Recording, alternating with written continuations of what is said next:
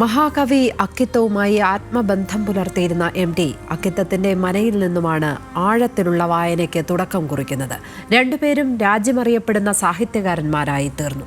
MTയും അക്കിത്തവും തമ്മിലുള്ള കത്തിടപാടുകൾ ഇവർ തമ്മിലുള്ള ആത്മബന്ധം വെളിപ്പെടുത്തുന്നതാണ്.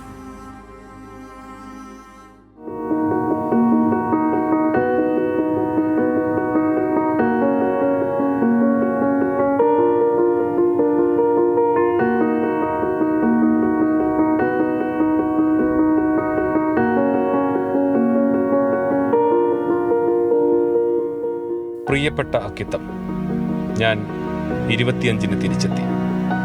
ദീർഘയാത്രകളുടെ ക്ഷീണം.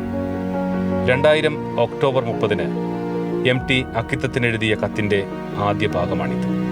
സ്നേഹാദരങ്ങളോടെ സ്വന്തം വാസു. അങ്ങനെയാണ് കത്ത് അവസാനിപ്പിക്കുന്നത്. അക്കിത്തവും MTയും അത്രമേൽ അടുപ്പമുള്ള പ്രതിഭകളായിരുന്നു. അക്കിത്തത്തിൻ്റെ എല്ലാ വിശേഷങ്ങൾക്കും MT ഉണ്ടാകും. MTയുടെ കത്തുകളിൽ ആ സ്നേഹം അക്ഷരങ്ങളായി തെളിഞ്ഞു നിൽപ്പുണ്ടെന്ന് അക്കിത്തത്തിൻ്റെ മകൻ നാരായണൻ. അച്ഛൻ MTയെക്കുറിച്ച് 2 ലേഖനങ്ങൾ എഴുതിയിട്ടുണ്ട്. MT വാസുദേവൻ നായർ അച്ഛനെ കുറിച്ച് ഒരു മനോഹര ലേഖനം എഴുതിയിട്ടുണ്ട്. പോരാത്തതിന് അത് ഞാൻ രമണീയം, ഒരു കാലം, അമ്മയ്ക്ക്, കാഥികൻ്റെ ലോകം, 2-ാം ഊഴത്തിൻ്റെ ഫലശ്രുതി ഒക്കെ അച്ഛന് റെഫറൻസ് ഉണ്ട്. അദ്ദേഹത്തിന് ജ്ഞാനപീഠം കിട്ടിയ സമയത്ത് പത്രക്കാർ അദ്ദേഹത്തിനോട് ചോദിച്ചു, ആരോടൊക്കെയാണ് അങ്ങ് നടന്നുപോയ വഴികളിൽ ഓർക്കാൻ ഇപ്പോൾ തോന്നുന്നത് എന്ന്. അദ്ദേഹം പറഞ്ഞു, എൻ്റെ ജ്യേഷ്ഠന്മാരെ ഞാൻ ഓർക്കുന്നു, എൻ്റെ പ്രിയപ്പെട്ട അക്കിത്തത്തിനെ ഞാൻ ഓർക്കുന്നു എന്നാണ് പറയുന്നത്. കുമരനെല്ലൂർ ഹൈസ്കൂളിൽ പഠിക്കുമ്പോഴാണ് അക്കിത്തത്തിൻ്റെ തറവാട്ടിലേക്ക് MT സ്ഥിരമായി എത്തുന്നത്. പിന്നീട് ഇവിടുത്തെ പുസ്തകങ്ങളിലൂടെ വായനയുടെ ആഴമറിഞ്ഞു തുടങ്ങി. MTയും അക്കിത്തവും തമ്മിലുള്ള ബന്ധം വളർന്നു.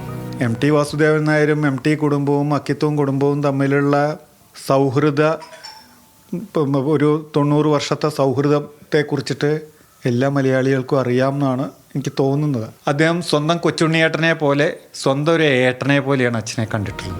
MTയുടെ വിയോഗം കുടുംബത്തിലുണ്ടായ മരണത്തിന് തുല്യമെന്ന് അക്കിത്തത്തിൻ്റെ മകൻ പറയുന്നു. രണ്ടുപേരും ഇനി ഓർമ്മകളാണ്. ക്യാമറാമാൻ രമേശ് രാമിനൊപ്പം പ്രസാദ് ഉടുമ്പശ്ശേരി, ന്യൂസ് മലയാളം, പാലക്കാട്.